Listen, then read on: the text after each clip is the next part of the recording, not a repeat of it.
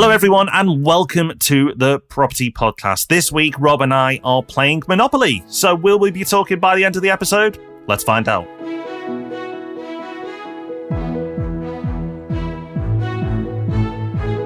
Welcome to the Property Podcast, where every Thursday morning, property investors come to be informed and inspired. This is one of our more light-hearted episodes because we are talking about a game that's fun, or is meant to be fun, or maybe starts out fun. I don't know, I've had some difficult experiences with Monopoly. But there are some really important lessons that you can take away from playing the game. And importantly, there are also some things that Monopoly not only doesn't teach you, but will give you completely the wrong idea about when it comes to trying to apply this in the real world of property investing. So we're going to run through all of that in today's episode, and make sure you stick around afterwards for Hub Extra, where we've got a triple whammy of resources for you. Our news story this week is from City AM, and the headline is "Affordability in the UK housing market plunges to a 10-year low."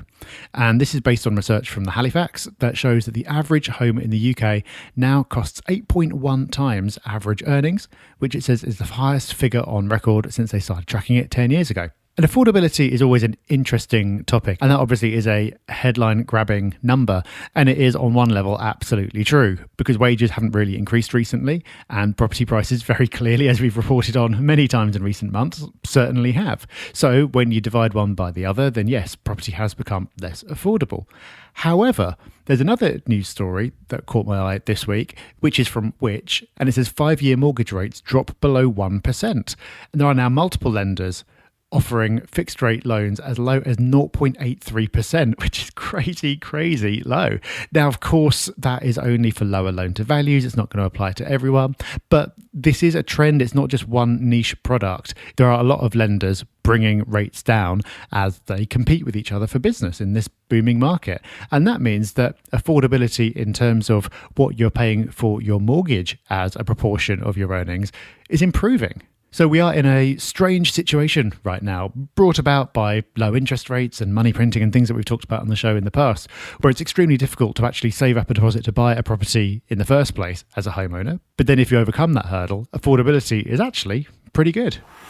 Just before we get into our main topic this week, a reminder that we are working on some pretty exciting things at the moment. We record this podcast bright and early on a Monday morning, 7 a.m, which then leaves the whole of the rest of the week free for getting some pretty big projects underway.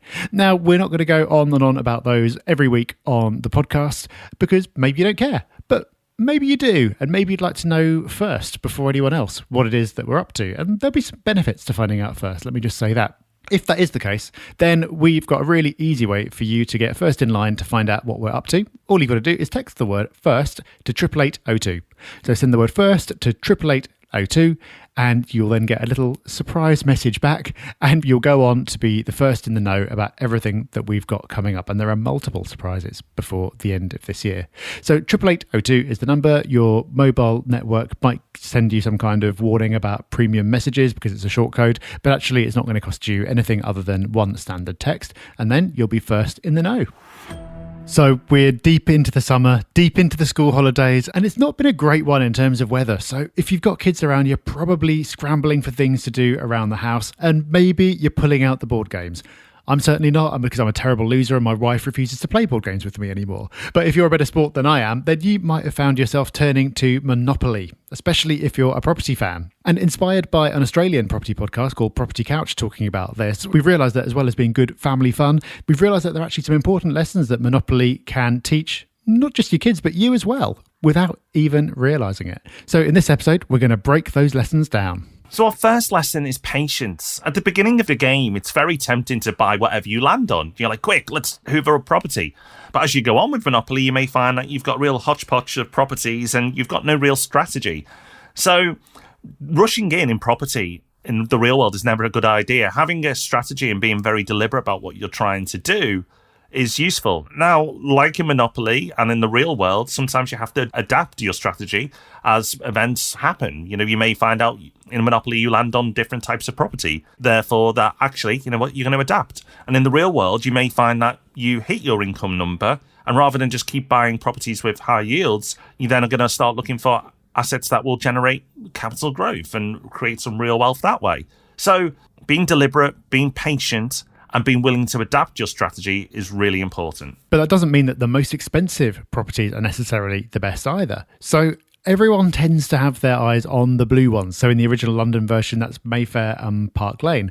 But it costs a lot to acquire properties there and develop them onwards towards becoming hotels. So if you are dead set on the absolute best, that's going to be tying up a lot of your capital, and it's going to take you a long time to get there. In Monopoly, statistically, I think the best ones to go for are the orange squares, which is sort of the mid-market. And in property, that's often the case as well. You definitely don't want to be going for the very cheapest because there are problems there. But in the mid-market or even mid to upper, you've got properties that are going to appeal to a large selection of people. They're going to rent easily. They're going to produce good rents. And they're going to be steady performers over time without tying up all your cash and putting you into a really niche market. So you shouldn't just rush into buying anything you can afford at the start of the game, but you shouldn't hold out unduly for the most expensive. Now, in Monopoly and in property, cash flow is king. Yes, the real wealth in property is made through capital growth above rental income. But if you don't have an income, if you don't have cash flow, if you don't have spare funds available for when things go wrong, then you're in trouble. And in Monopoly, you can be out.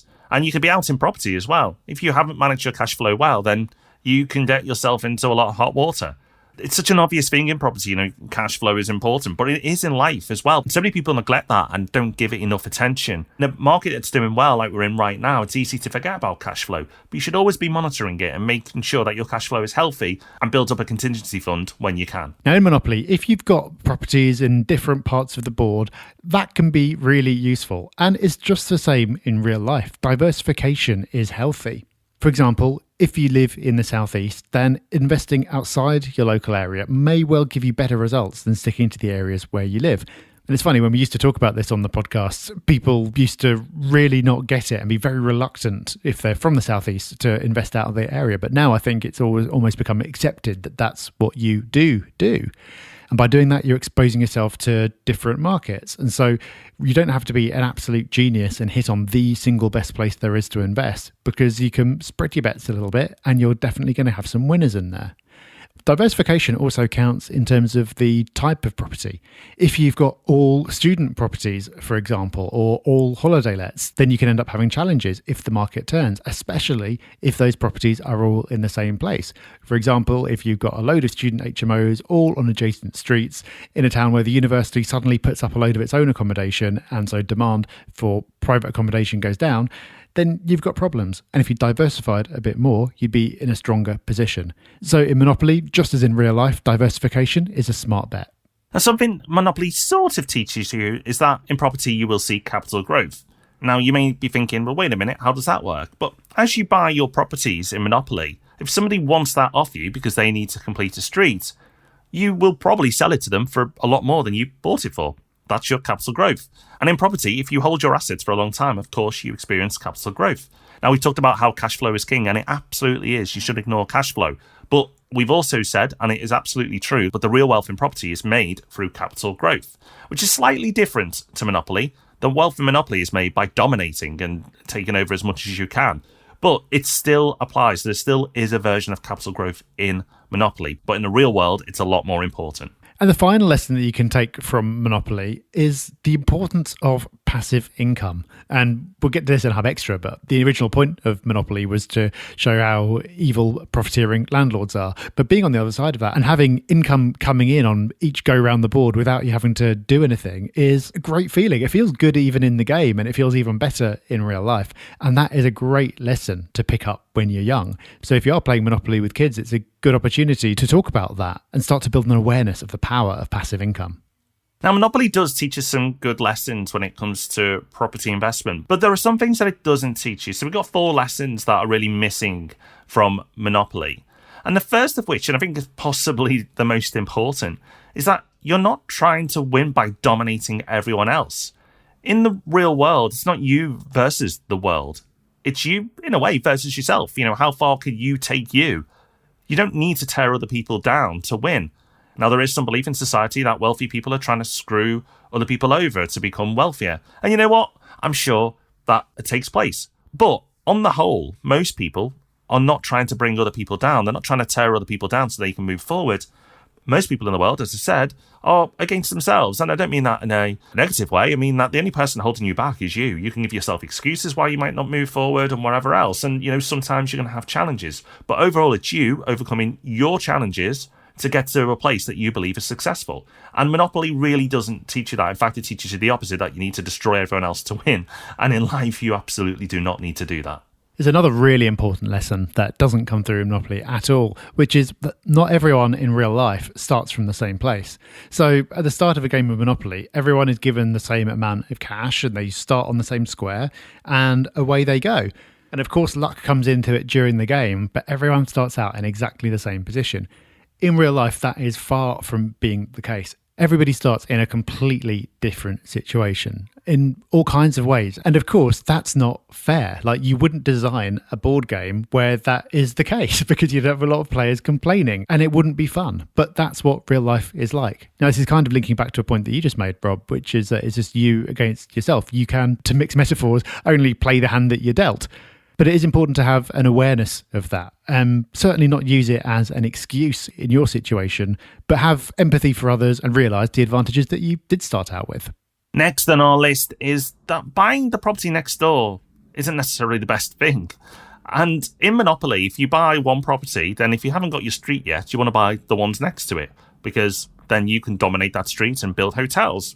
In the real world, the chances that the best deal is next door is highly unlikely. The chances that your town, your city, your road is the best place to invest in a country is slim. You might be lucky. In the last few years, you might have lived in Manchester, and that's definitely been one of the best places to invest. So therefore, you're doing quite well right now. Or you might live in Liverpool, which is another place that's doing really well as we speak. But there's going to be plenty of people listening who aren't in those areas. So therefore, the properties that are best for them aren't next door. They're actually quite far away. And then you have to make a decision. Am I willing to do that? Am I willing to invest and get out my comfort zone and invest on the other side of the country? Because that is where the best deals are. The best deals are unlikely to be where you live right now. And if it is the best place right now, it won't be in a couple of years' time because the market moves. So you need to be open-minded to investing away from your immediate area if you want to get the best deals done and impact your strategy in the most positive way. And let's end with the final lesson that you really don't get from Monopoly, and for me this is by far the most important one, which is that mortgages are not bad. So in Monopoly, the game, the only time a mortgage comes to play is when you're in financial trouble and you need to pay the bill. Whereas, as we've talked about extensively on this podcast in the past, in real life, a mortgage is one of the most powerful tools you can have. It's probably the single biggest advantage of property compared to investing in other asset classes. Now, people come into property investing with all kinds of hang-ups about mortgages and debt and all kinds of misconceptions about how debt can be used.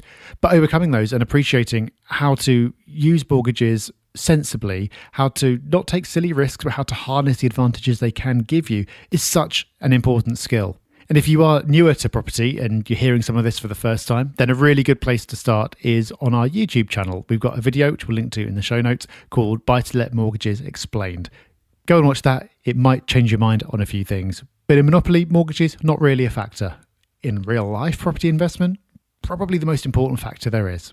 So this is a fun episode. Monopoly is a fun game. We're looking at it and drawing out some lessons. But actually, if you go ahead and play Monopoly now, you may be conscious of some of the lessons that are at play, but particularly as you play, and I think just as importantly or more importantly, when you play with friends and family, you can make them aware, if they're open to learning, about some of these lessons that they may be passively taking on. Because actually, it's only when we've really looked at Monopoly that we've realised there's so much that it teaches you, and just as importantly, so much it doesn't teach you as well when it comes to property investment. So while it's a fun episode, hopefully you found it valuable. So now you're set up for success in Monopoly. And also we told you which street's best to buy. It's orange, so go and win. And while we want you to win, we like you to win in the real world as well. And for our success story this week, we absolutely have somebody who's winning. We certainly do. And we're winning as well, because we've been left this in the form of a lovely podcast review. This one comes in from Marky555. And he says, I started listening to this podcast several years ago, went through the back catalogue and recently started investing during the back end of the pandemic lockdown. The Rob's down-to-earth attitude and how they explain properties give me the confidence to jump in and buy some properties and know that I'm doing so with clear goals, strategy, and all I need to do is take a little action. Well, that is great. Well done to you, Marky. Always so good to hear about people taking action at any time, but to do so over the last couple of years when everything has been so uncertain, and more than ever, almost everything that you've heard in the media about property over the last couple of years has been completely wrong. By managing to ignore all that, get rid of the noise, use the extra time to focus on your knowledge and building your own plan, and even to take action when it's more difficult to do that than usual, that is impressive, but you'll certainly be well rewarded for it in the future. So well done to you. So it's time for Hub Extra now, that part of the show where we give you more. And this week, of course, how can we not give you Monopoly resources? No, it's not the Disney set that I have, although our first recommendation is if you are the one person listening to this who's not played Monopoly yet, go and buy it. But the second one, Rob, is there's another version of Monopoly called Cashflow. And this is a game created by Robert Kiyosaki. And it's a more complex version of Monopoly. So maybe not one for young children, but Cashflow is a game that takes the lessons from Monopoly and takes them on to another level. And it applies the lessons from the book that you may have heard of called Rich Dad, Poor Dad. If you've not read that book, we did an episode on it, so go and check that out. But Cashflow is a really good game. Now, a word of warning, if you think Monopoly takes a while to play, well, make sure you've cleared half a day for Cashflow. It takes forever. For that reason, I've only played it a handful of times. But if you can get your hands on a board and give it a game, I reckon it's worth playing at least once. And if you are hardcore into this stuff, then considering purchasing it and give it a go. But if you're hardcore and you want to take it a bit further than Monopoly, then check out Cashflow.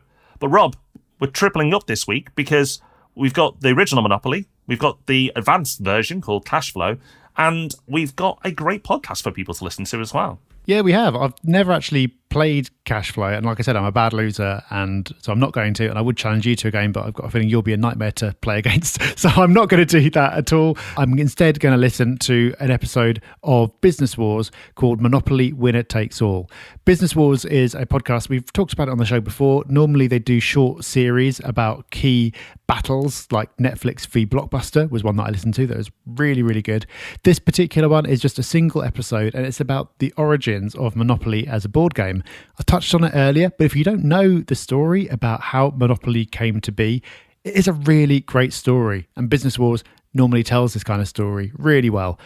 So I haven't listened to this episode yet, but I'm going to do so very shortly, and if you want to do the same, you'll find the link to that and everything else we talked about today in the show notes. So that's us done for another week. Thank you for listening. We'll be back on Tuesday for Ask Rob and Rob, and of course back with the main event, the Property Podcast, next Thursday.